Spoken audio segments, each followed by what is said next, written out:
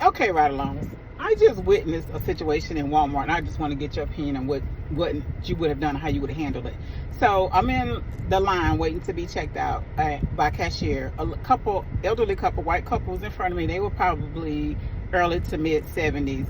A Hispanic man, that was line 20. The Hispanic man and his family was in line 18. When Hispanic man and his family unloaded their groceries, they had it in one of those baskets. So he took and put the basket on the bag carrier on the register closest to us where we were standing in line. The white lady tells him, "Sir, that don't go right there. That goes over there." He was like, at first I thought he didn't understand it. He says, "What? Excuse me?" She took her hand and pointed. "It goes over there, like over there." And when I tell you, he looked at her like he didn't know what to do, but he did pick it up and he took it over there. But everybody that was kind of standing around, because probably was 8 people in each line, they were all looking like, "What?" And it took everything in me not to say anything, because one, it ain't my business. But I was like, who are you to be telling this man what he need to do with his basket?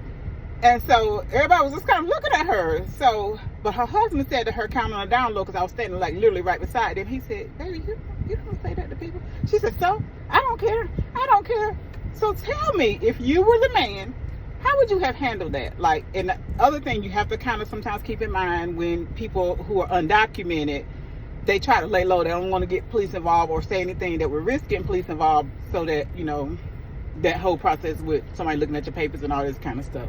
But yeah, tell me, if you were the man, this woman telling you got to go pick that basket back, like, how would you have handled that? Because I know me.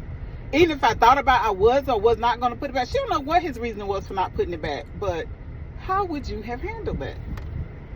And the other thing was, when I was putting my groceries up, a lady approached me, a black lady, probably about my age, maybe late 40s, mid 50s, to early 50s. She said, "Hey, did you see that in the store?" I said, "Oh, you mean the lady telling the man to go put the basket back?" She said, "Girl, it wasn't even so much time." She told him, she said, "Well, that was a bit much," because she don't know what his reason was for not picking it up.